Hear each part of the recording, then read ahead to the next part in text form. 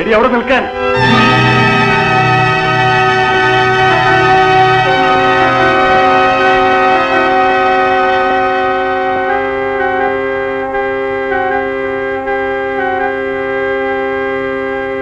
നീ എവിടെ പോയിരുന്നു? എനിക്കിഷ്ടമുള്ളടത്ത്. അത് മനസ്സിലായി. അതുകൊണ്ട് തന്നെയാണ് ചോദിച്ചത്. നീ വീണ്ടും അവനെ കാണാൻ പോയി അല്ലേ? അറിയാമെങ്കിൽ പിന്നെ ചോദിക്കുന്ന എന്തിനാ? നിന്നോട് മേലാൽ അവനെ കാണാൻ പോലെന്ന് പറഞ്ഞിട്ടില്ലേ? അതെന്റെ ഇഷ്ടം. നീ നിന്റെ ഇഷ്ടത്തിനൊക്കെ നടക്കുമല്ലേടി? എന്നെ തൊട്ടുപോരുത്. ചേട്ടന്റെ പാട് നോക്കണം. എന്നെ ഭരിക്കാൻ വരരുത്. എന്റെ കാര്യം ഞാൻ നോക്കിക്കോളാം. Mind your business.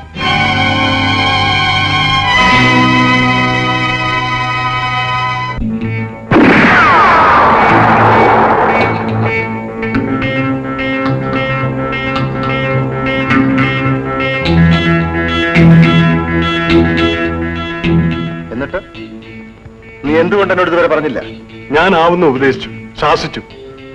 അതുകൊണ്ടൊന്നും അവൾ കൂട്ടാക്കുന്നില്ലെന്ന് കണ്ടപ്പോൾ പിന്നെ ഡാഡിയോട് പറയാൻ പറ്റില്ലെന്ന് തോന്നി. അതുകൊണ്ടാണ് ഞാൻ ഉടനെ ഇങ്ങോട്ട് വന്നത്.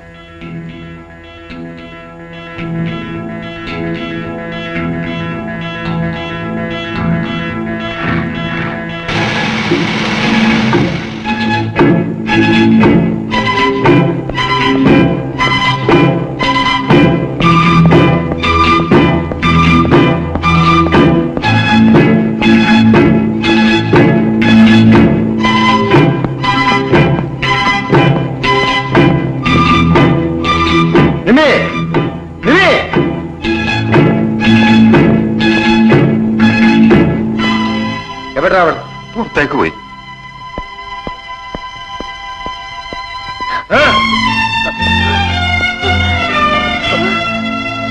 കുരുത്തം കേട്ടോ, ചിറക് വിരിയുന്നതിന് മുമ്പ് നീ ചീത്തപ്പേര് കേൾപ്പിക്കാൻ തുടങ്ങിയോ?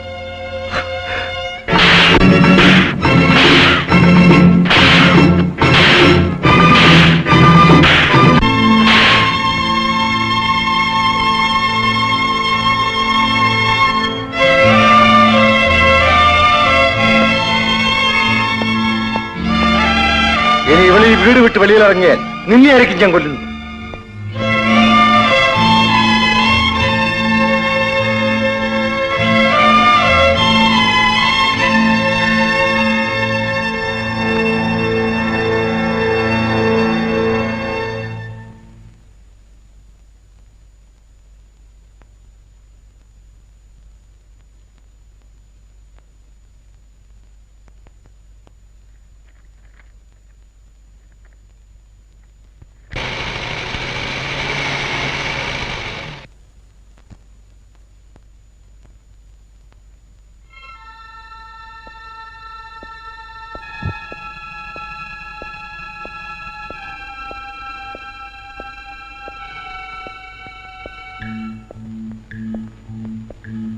അച്ചോ. യെസ് അലക്സാണ്ടർ, എന്താ? അച്ഛന്റെ അറിവോടുകൂടിയാണ് ഇതൊക്കെ നടക്കുന്നതെങ്കിൽ നാണക്കട, മഹാനാണക്കടാണ്. കാര്യം തെളിച്ചു പറയൂ. നിമിയും ഇവിടെ വയലിൻ വായിച്ച് നടക്കുന്ന ആ ചെറുക്കനും തമ്മിൽ തമ്മിൽ ഓ, ഇനി ഞാൻ അതിന്റെ വിത്തും പേരും പറയാൻ നിൽക്കണം. അതിങ്ങനെ പ്രേമിച്ച് നടക്കാന്ന് പറഞ്ഞാൽ അത് അച്ഛൻ സമ്മതിച്ചു കൊടുത്തോണ്ടല്ലേ?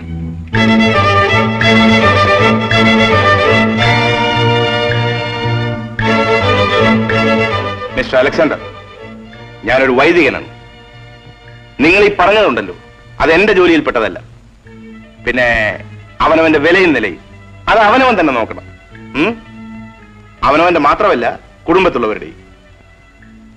അതിന് ത്രാണിയില്ലാത്തവർ മറ്റുള്ളവരെ നേരെ ചാടിക്കടിക്കാൻ വരരുത്. മനസ്സിലാവുന്നുണ്ടോ? അച്ഛൻ അച്ഛനങ്ങൾ തള്ളി പറയരുത്. അച്ഛൻ മനസ്സ് വെച്ചാൽ അവളെ ഇതിൽ നിന്ന് പിന്തിരിപ്പിക്കാൻ പറ്റും. തിരുസഭയുടെ നിയമങ്ങളും നിർദ്ദേശങ്ങളും ധിക്കരിച്ചുകൊണ്ട് അവർ അതിര് കടക്കുന്നു എന്ന് എനിക്ക് ബോധ്യം വന്നാൽ സംശയം വേണ്ട, ഞാൻ അവരെ തടയും. അലക്സാണ്ടർ ആവശ്യപ്പെടാതെ തന്നെ. അല്ലാതെ മനസ്സുകൊണ്ട് തമ്മിൽ ഇഷ്ടപ്പെടുന്നവരെ വേർപിരിക്കാൻ സഭയ്ക്ക് നിയമമില്ല, വൈദികൻ അധികാരവുമില്ല. സ്നേഹിക്കുന്ന മനസ്സുകളെ പിരിക്കുന്നതിലല്ല വിവേകം, അവരുടെ നന്മകൾ മുൻകൂട്ടി കാണുന്നതിലാണ്. ബുദ്ധിയുണ്ടെങ്കിൽ അത് മനസ്സിലാക്കും. അച്ഛോ, എനിക്ക് പ്രാർത്ഥിക്കാൻ നേരമായി. അലക്സാണ്ടർ പോകും.